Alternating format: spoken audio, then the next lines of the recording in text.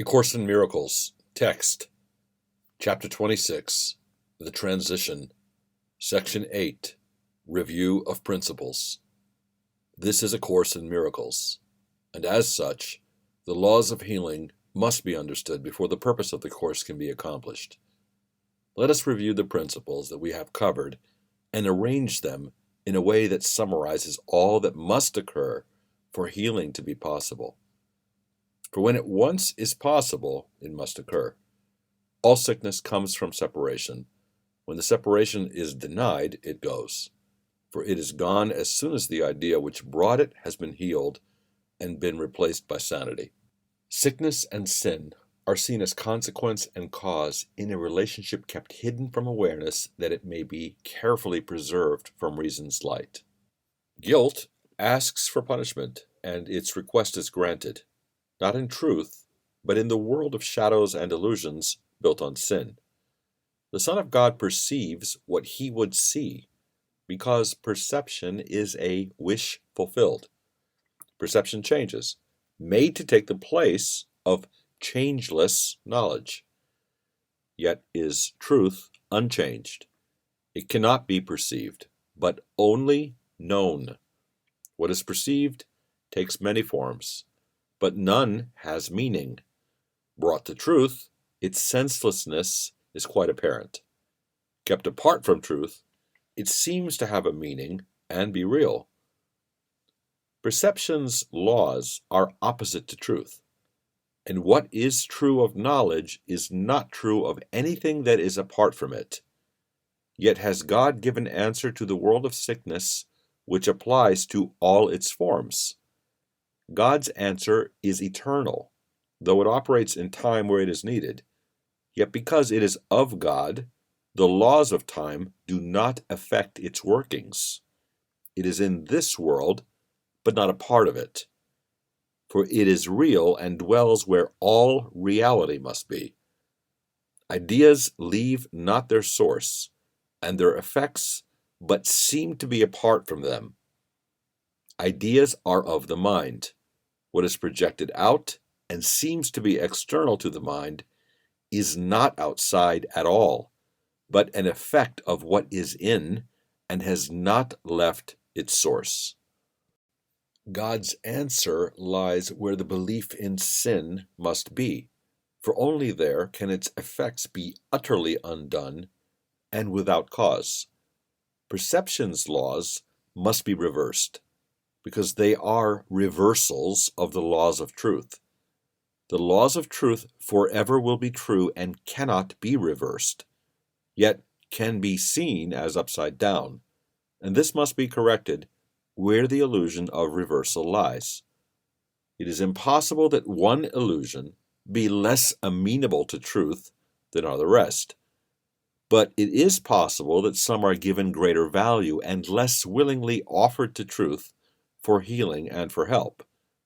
No illusion has any truth in it, yet it appears some are more true than others, although this clearly makes no sense at all. All that a hierarchy of illusions can show is preference, not reality. What relevance has preference to the truth? Illusions are illusions and are false. Your preference gives them no reality. Not one is true in any way, and all must yield with equal ease to what God gave as answer to them all. God's will is one, and any wish that seems to go against his will has no foundation in the truth. Sin is not error, for it goes beyond correction to impossibility. Yet the belief that it is real has made some errors seem forever past the hope of healing and the lasting grounds for hell. If this were so, would heaven be opposed by its own opposite, as real as it? Then would God's will be split in two, and all creation be subjected to the laws of two opposing powers until God becomes impatient, splits the world apart, and relegates attack unto himself. Thus has he lost his mind, proclaiming sin has taken his reality from him and brought his love at last to vengeance's heels. For such an insane picture, an insane defense can be expected, but cannot establish that the picture must be true. Nothing gives meaning where no meaning is, and truth needs no defense to make it true. Illusions have no witnesses and no effects. Who looks on them is but deceived. Forgiveness is the only function here and serves to bring the joy this world denies to every aspect of God's Son where sin was thought to rule.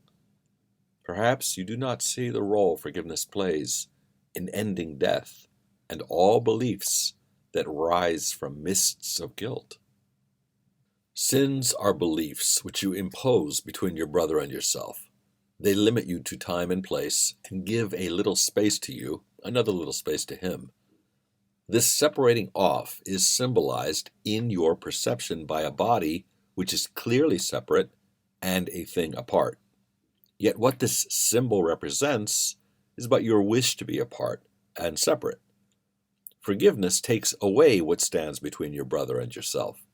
It is the wish that you be joined with him and not apart. We call it wish because it still conceives of other choices and has not yet reached beyond the world of choice entirely. Yet is this wish in line with heaven's state and not in opposition to God's will.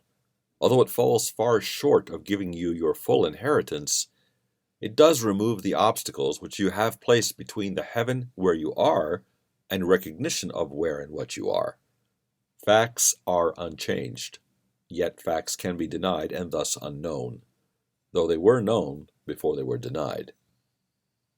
Salvation, perfect and complete, asks but a little wish that what is true be true, a little willingness to overlook what is not there, a little sigh that speaks for heaven as a preference to this world, which death and desolation seem to rule. In joyous answer will creation rise within you to replace the world you see with heaven, wholly perfect and complete. What is forgiveness but a willingness that truth be true? What can remain unhealed and broken from a unity which holds all things within itself? There is no sin, and every miracle is possible the instant that the Son of God perceives his wishes and the will of God are one. What is the will of God? He wills his Son have everything, and this he guaranteed when he created him as everything. It is impossible that anything be lost if what you have is what you are. This is the miracle by which creation became your function, sharing it with God. It is not understood apart from him, and therefore has no meaning in this world. Here does the Son of God ask not too much, but far too little.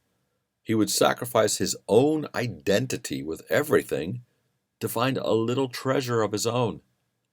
And this he cannot do without a sense of isolation, loss, and loneliness.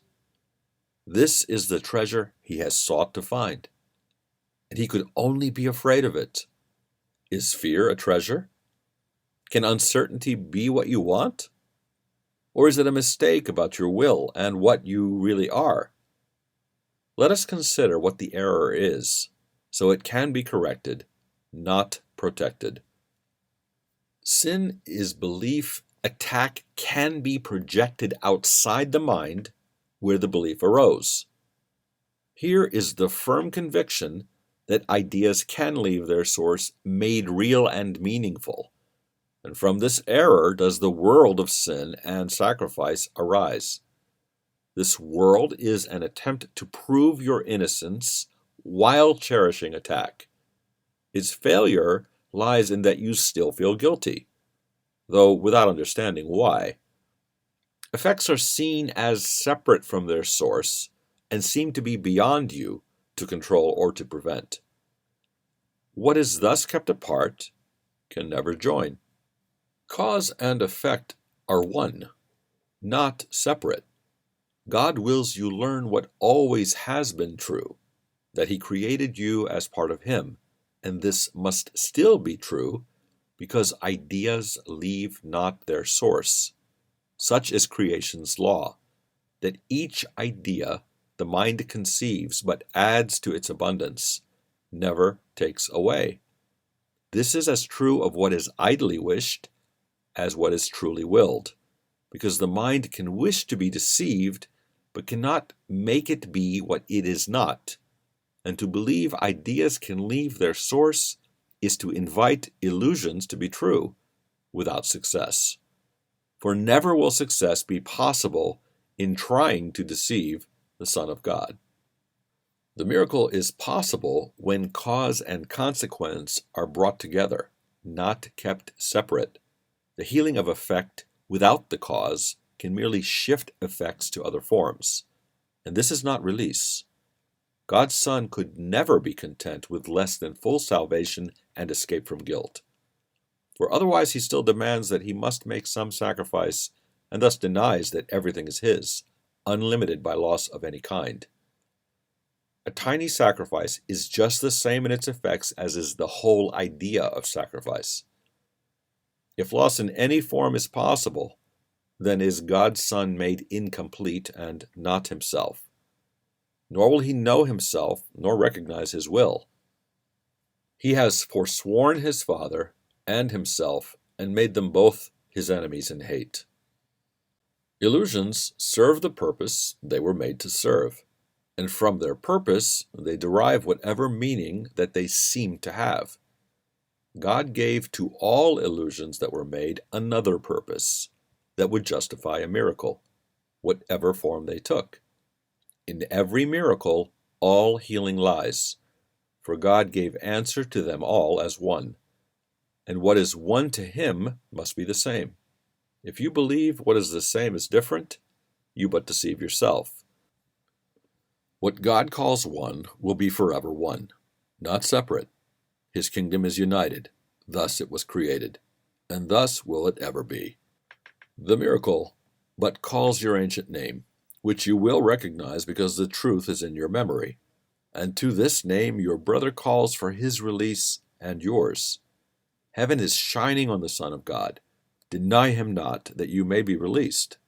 Each instant is the Son of God reborn, until He chooses not to die again. In every wish to hurt, He chooses death instead of what His Father wills for Him. Yet every instant offers life to Him, because His Father wills that He should live. In crucifixion is redemption laid, for healing is not needed where there is no pain or suffering. Forgiveness is the answer to attack of any kind. So is attack deprived of its effects, and hate is answered in the name of love. To you to whom it has been given to save the Son of God from crucifixion and from hell and death, all glory be forever. For you have power to save the Son of God because His Father willed that it be so, and in your hands does all salvation lie, to be both offered and received as one. To use the power God has given you as He would have it used is natural. It is not arrogant to be as He created you, or to make use of what He gave to answer all His Son's mistakes and set Him free. But it is arrogant to lay aside the power that He gave and choose a little senseless wish instead of what He wills. The gift of God to you is limitless.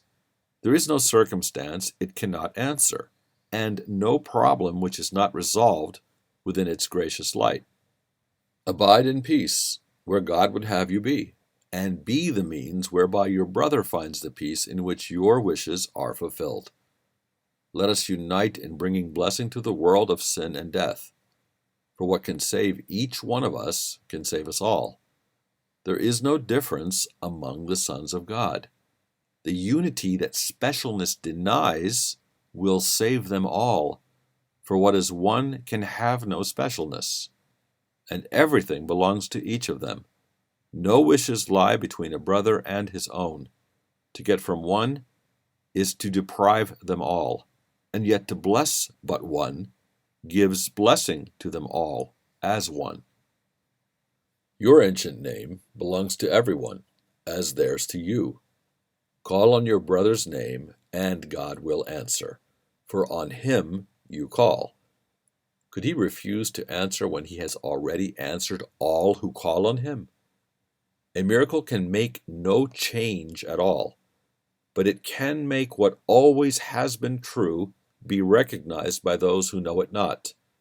And by this little gift of truth, but let to be itself, the Son of God allowed to be himself, and all creation freed to call upon the name of God as one.